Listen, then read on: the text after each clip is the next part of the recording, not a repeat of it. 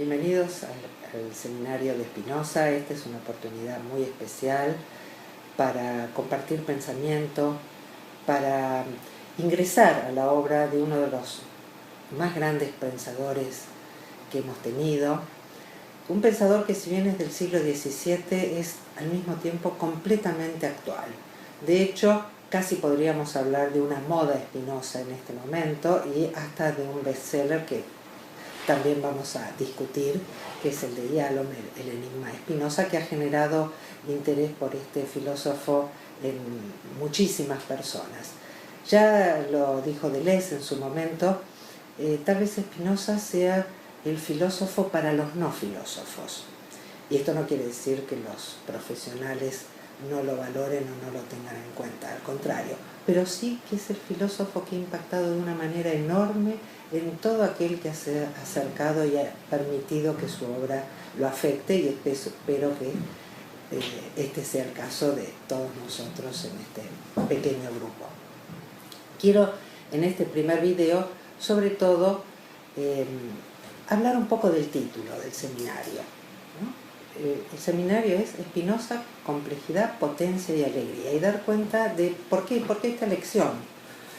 En primer término, porque en ningún sentido yo quiero hacer un recorrido o un conocimiento erudito de Spinoza. Yo quiero que de alguna manera nos embebamos de la atmósfera de Spinoza para poder pensar nuestras vidas, para poder pensar la relación del hombre con el mundo, para poder pensar el conocimiento, para poder pensar la política, para poder pensar nuestro día a día. Y en este sentido, creo que es precisamente este el motivo por el cual dijo hasta Bertrand Russell, un gran filósofo positivista, que Spinoza era el más querible de todos los filósofos, porque no solo pensó muy profundamente acerca de lo humano, sino que su vida fue una expresión de lo que su pensamiento iba produciendo. No había una contradicción entre su vida y su pensamiento, entre lo que se dice y lo que se hace. Y realmente la propuesta de Spinoza, yo lo cuento en la primera carta, es una propuesta profundamente conmovedora. De hecho, mi primer acercamiento, esto me lo salté, como lo cuento ya en el texto, porque creía que era, una decoración, que lo importante era el contenido. Y en el caso de Spinoza, importa tanto el estilo, la forma, como el contenido, pero importa sobre todo la actitud. Una actitud de conocimiento que no busca crear un nuevo discurso bonito, tan de moda en estos tiempos, por otra parte, sino tratar de construir una vida bella. Y cada uno, a su modo, desde su perspectiva, promoviendo su propia potencia de pensamiento, sin aceptar mandatos, ya sea de gurúes, de sacerdotes, de militantes, de científicos o de cualquier otra clase de expertos. Que cada quien admita, promueva y disfrute de su propia potencia de pensar y de lo que esto puede hacer para mejorar, embellecer y promover su propia vida. Entonces, el primer punto es complejidad. ¿Por qué complejidad? Por un lado, creo que es obvio, pero vale la pena siempre destacarlo, porque mi propia formación viene desde la perspectiva de la complejidad y mi llegada a Spinoza tiene que ver con eso. Es increíble que sea justamente un pensador del siglo XVII el que nos permita tener la arquitectura más rica de la complejidad. Incluso creo que para muchos que conozcan la obra de Edgar Morin, este es un aporte, casi diría, imprescindible. Porque la arquitectura del pensamiento que nos propone Spinoza es la que da cuenta de los aspectos más potentes de la complejidad y sobre todo de cómo afectan nuestro vivir y nuestro pensar. El término complejo, incluso etimológicamente, tiene que ver con entretejido, con trama, con conexión. Es muy interesante que en nuestra cultura este aspecto la ha perdido y en general se confunde complejo y complicado. Realmente lo complicado es una forma, podríamos decir, rebuscada de la simplicidad. Pongamos el ejemplo, un motor. Por supuesto, para la mayoría de nosotros y sobre todo las mujeres es sumamente complicado. Pero para el mecánico, que puede componerlo y descomponerlo perfectamente, no lo es. La complejidad tiene que ver con un tipo de lazo que es indisoluble. Complejo es una célula, por ejemplo. Uno no puede destrozar la célula para conocerlo. Esto no quiere decir que los biólogos no lo hagan muchas veces, pero es inevitable que comprender la célula, no en su anatomía, sino en su modo de existencia, en su vivir, implica comprenderla en su complejidad, en ese entramado que la hace ser célula, que no es solamente en relación a su propia estructura o función, sino en relación al intercambio con el mundo. Porque la célula no solo es una estructura, un tipo especial de conexión que genera esa forma de vida, sino un tipo de relación con el mundo, porque la vida es precisamente intercambio.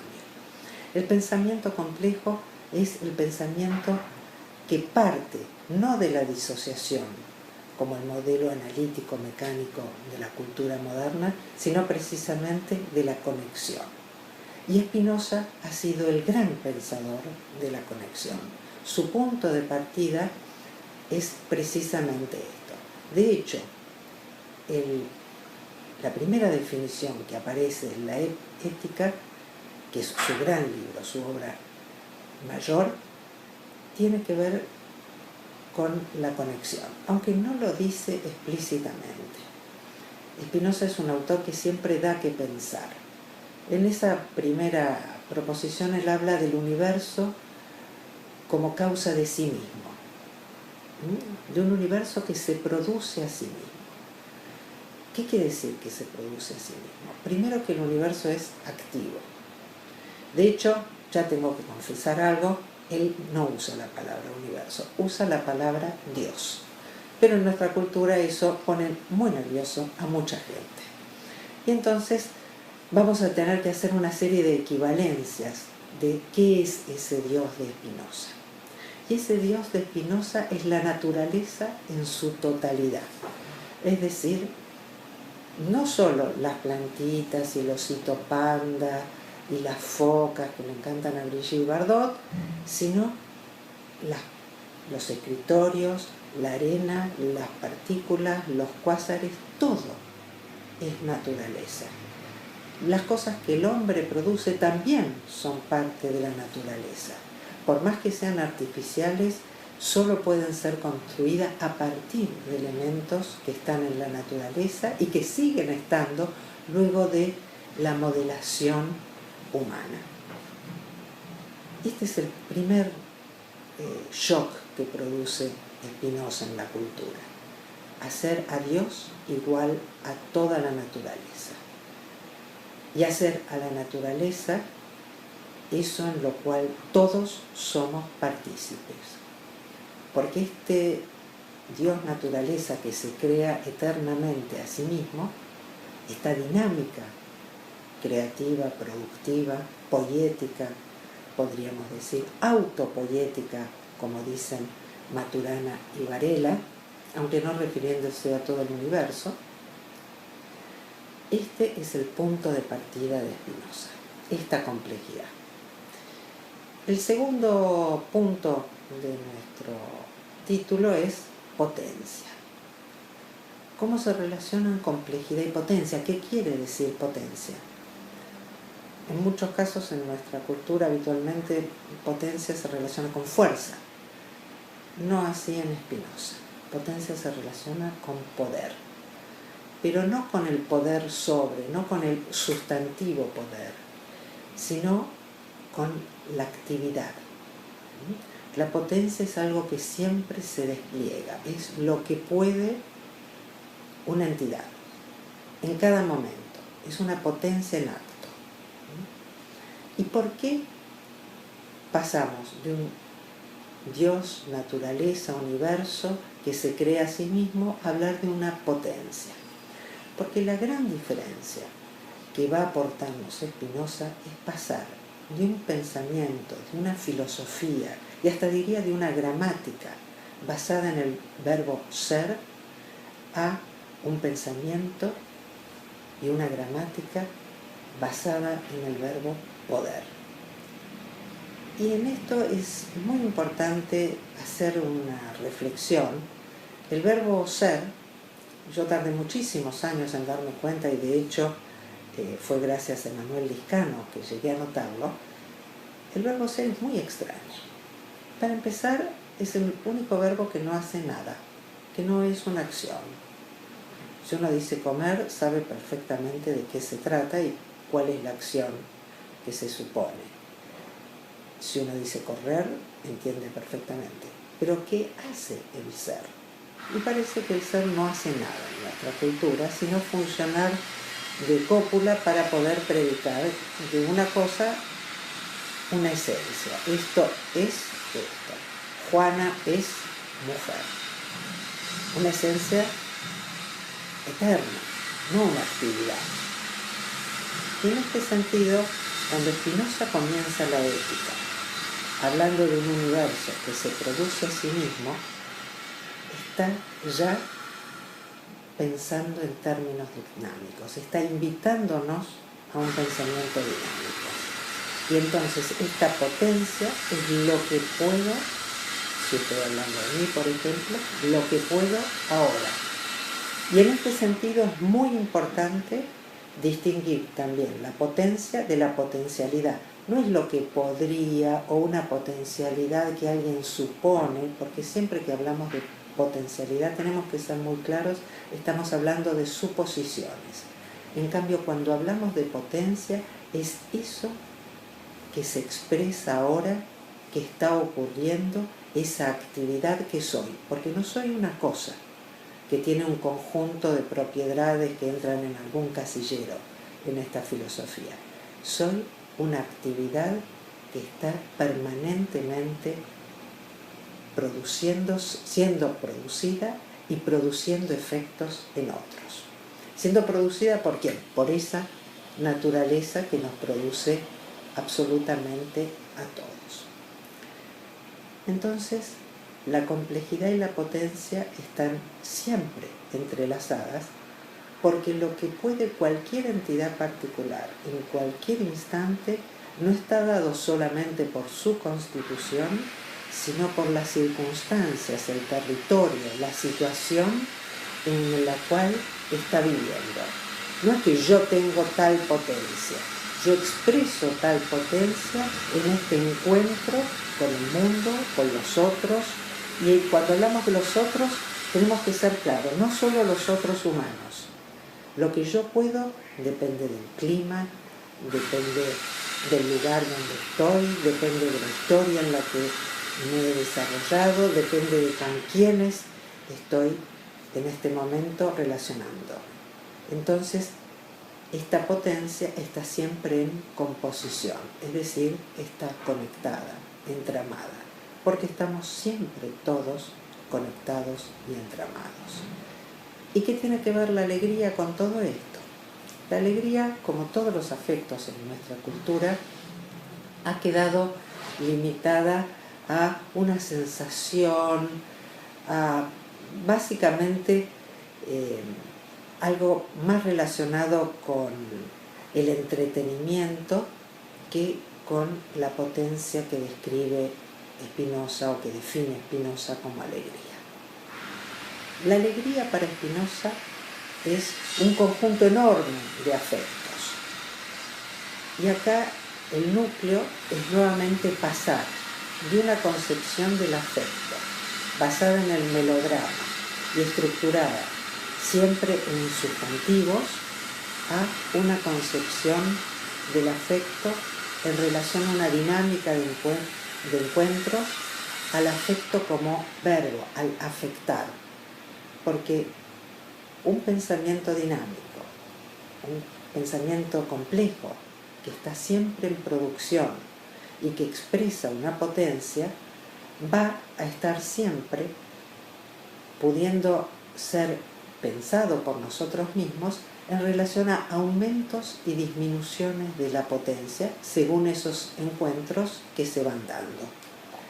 Entonces, ¿qué es la alegría? Es precisamente el aumento de la potencia. No es el mero divertirme, pasarla bien, sino el aumento de la potencia, de lo que puedo como ser que existe, de esa potencia de existir que tengo.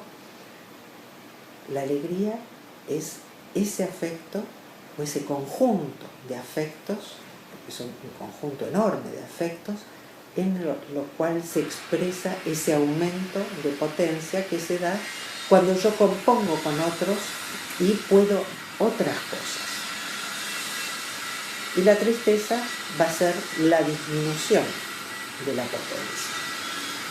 En este sentido, entonces, este seminario es una invitación a pensar esta trilogía en conjunto. No puede pensarse la complejidad independiente de la potencia, independiente de los afectos. Tenemos que religarlos. Esto que nuestra cultura ha disociado, tenemos que aprender a pensarlos conjuntamente. Y para esto es crucial dar cuenta de una operación cognitiva que tenemos que aprender a hacer, que es la posibilidad de distinguir sin disociar. Nosotras, cada vez que nombramos dos cosas separadas, ya las imaginamos como existiendo separadamente y no dando cuenta de que es una operación de distinción que es el propio observador el que está haciendo. Entonces, la otra característica central, tanto del pensamiento de Spinoza como de la complejidad, es el desarrollo de un pensamiento que podemos llamar pensamiento implicado y de un principio que Edgar Morin llamó el principio hologramático. El principio hologramático, ¿qué nos dice? Nos habla de que el todo está en las partes del mismo modo que las partes están en el todo. Esto es un aspecto central que el primer pensamiento sistémico perdió de vista y que es Morin y el pensamiento complejo el que va a destacar. Pero también es Spinoza en su arquitectura conceptual, sin hablar en estos términos, pero sí en su construcción, el que nos permite pensar de la forma más poderosa esta relación entre el todo y la parte, de tal manera que no hay disociación alguna. Un todo es un todo en relación a sus partes y sus partes son tales en relación al todo.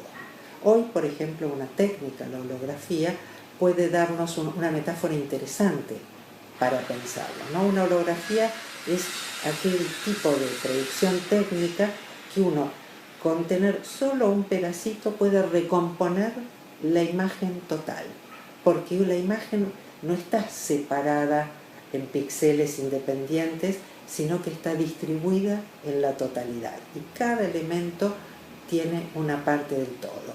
De alguna manera Borges en el Aleph ya nos hablaba de esto y nosotros en los foros vamos a seguir conversando largamente sobre este tema y todos los que vayan saliendo relacionados con él. Los invito a conversar de esto.